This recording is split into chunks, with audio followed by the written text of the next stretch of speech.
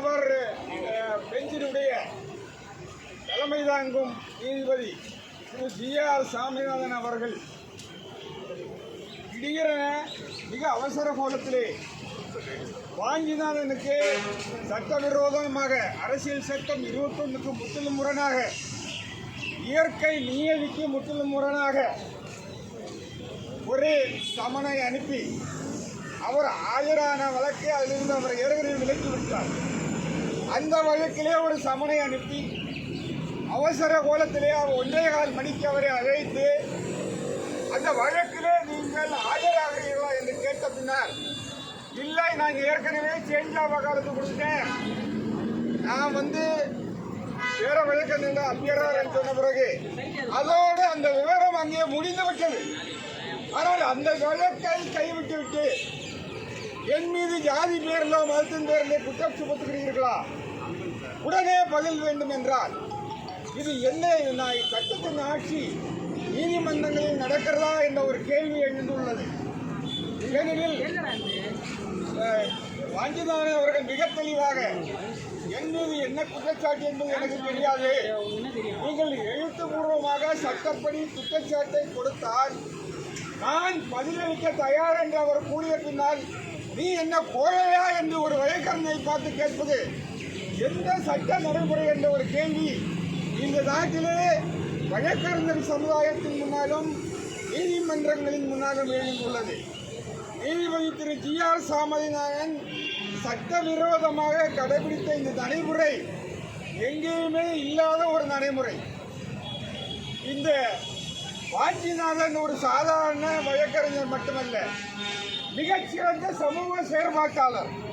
தூத்துக்குடி துப்பாக்கி சூடு முதல் திருப்பரங்குன்றம் அந்த கோயில் பிரச்சனை முதல் அனைத்து பிரச்சனைகளிலும் தென் மாவட்டங்களிலே மக்களுடைய சமூக உரிமைகளுக்காக, மனித உரிமைகளுக்காக தைரியமாக போராடி வரும் ஒரு சமூக செயற்பாட்டாளரை ஒரு வழக்கறிஞரை அழைத்து நீ கோழையா என்று கேட்பது எந்த ஒரு கண்ணியமான நடவடிக்கை என்ற ஒரு கேள்வி இன்றைக்கு இந்தியா முழுவதும் எழுந்துள்ளது.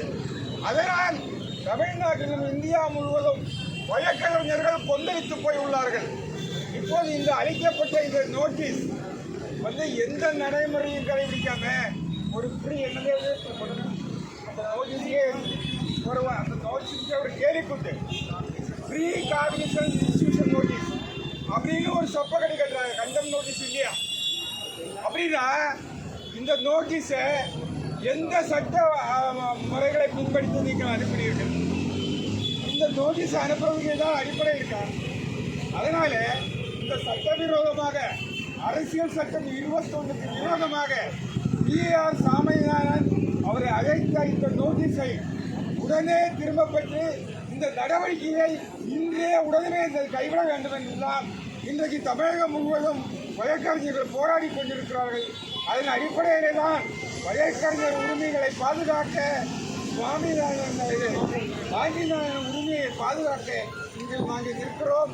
இன்னும் ஒரு முக்கியமான விஷயம் என்னன்னா, அவர் சட்டப்படி உச்சநீதிமன்ற நீதிபதி அவர்களுக்கு புகார் அனுப்புகிறார். அது 1995 உச்சநீதிமன்றமே தீர்ப்பு வழங்கியுள்ளது. வழக்கறிஞர்கள் ஏதாவது நீதிபதிகள் மேல் முறை இருந்தால் சட்டப்படி புகார் அனுப்பலாம். அந்த புகாருக்கு உச்சநீதிமன்ற தலைமை நீதிபதி நடவடிக்கை எடுப்பதற்கு முன்னால் ஜி.ஆர். சாமிநாதன் சட்டவிரோதமாக இந்த நோட்டீஸ் அனுப்பியதே அரசியல் சட்டம் பிரிவு 21க்கு முற்றிலும் முரணானது என்பதை நாங்கள் கூறிக்கொள்ள விரும்புகின்றோம். எனவே உடனே இந்த நோட்டீஸை இன்று வாபஸ் பெறாவிட்டால் மிகப்பெரிய போராட்டங்கள் தமிழ்நாட்டிலும் இந்தியா முழுவதும் வெடிக்கும் என்று கூறிக்கொள்ள விரும்புகிறோம்.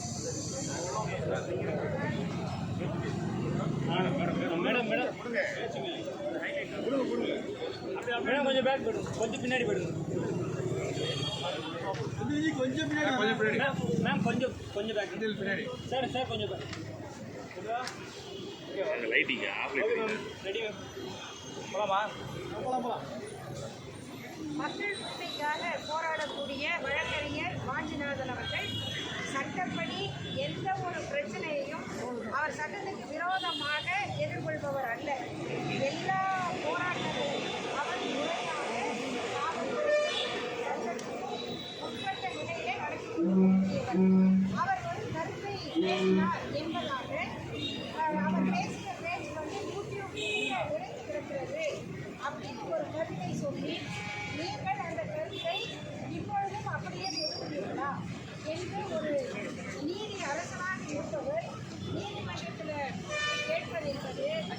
அரசர்கள் காலத்துல கூட இப்படி நடந்திருக்குமான்னு தெரியல. ஏன்னா அரசர்கள் கூட ஒருத்தரை கூட்டிட்டா உங்க மேல இந்த குற்றம் சாட்டப்பட்டிருக்கு, அதுக்கு நீங்க என்ன பதில் சொல்றீங்க அப்படின்னு தான் கேட்கறது வழக்கம். அப்படி இல்லாம நீங்க இப்படி சொன்னீங்களா, அதுக்கு என்ன பொருள், நீங்க ஏன் அப்படி சொல்லுங்க இப்படி கேட்கலாம். அது கூட தண்ணீர் ஒருவர் புகார் சொல்கிறார் என்றால் தானே அப்படி அழைத்து விசாரிக்க கூடாது அப்படிங்கிறதுதான் சட்டத்துடைய முறை. வேதம் படிக்கிறோம், அந்த பெருமைகளை எல்லாம் பேசக்கூடிய ஒரு நீதிபதி அவருடைய கருத்துக்கள் எப்படி இருக்குன்னு நம்முடைய வழக்கறிஞர் வாஞ்சிநாதன் அவர்களுக்கு வழக்கறிஞர்கள் மட்டுமல்ல தமிழ் சமூகமே வந்து நன்றி சொல்ல கடமைப்பட்டிருக்கு. ஏன்னா அதனால தான் இப்போ பல வீடியோக்களை நம்ம வந்து பார்க்குறோம். அதாவது வேதம் படித்தவங்க தப்பு பண்ண மாட்டாங்க, வேதம் படித்தவங்க ஒருத்தர் காரில் அடித்து கொலை பண்ணிட்டு வேறு நாட்டுக்கு போயிடலாம் இல்லையா? அதனால அது வந்து தப்பு கிடையாது, அவங்களை தண்டிக்கக்கூடாது. இப்படியான கருத்துக்களை ஒரு நீதிபதி அவருடைய மனசில் இருந்தால் அவர் முன்னால குற்றம் சாட்டப்படுகிறவர்கள அப்ப வேதம் படிக்காதவங்களை அவங்க எப்படி பார்ப்பாங்க? வேதம் படித்தவங்க தப்பு பண்ண மாட்டாரு, தப்பு செஞ்சாலும் தப்பிச்சிருந்தாங்கிற ஒரு கருத்து இருந்தால் இப்ப இந்த கருத்தை ஒருத்தர் விமர்சனம் செய்தால் அது நீதிபதி மீதான விமர்சனமா அல்லது அவர் வைத்திருக்கிற கருத்தின் மீதான விமர்சனம்? இப்படி கருத்தை நீதிபதிகள் வைத்துக் கொள்ளக்கூடாது அப்படிங்கிறது தான் நீதி என்கிற அந்த அமைப்பினுடைய அடிப்படையே. அப்போ காவல்துறை ஒருத்தரை விசாரிக்காம தண்டனை கொடுக்கக்கூடாது அப்படிங்கிறதுக்கு தான் அந்த நீதிமன்றம் அந்த வேலையை செய்யலாமா? நீதி என்கிற அந்த கோட்பாடு அந்த அமைப்பு வேலைக்குரியதாக மாறிவிடுகிறது.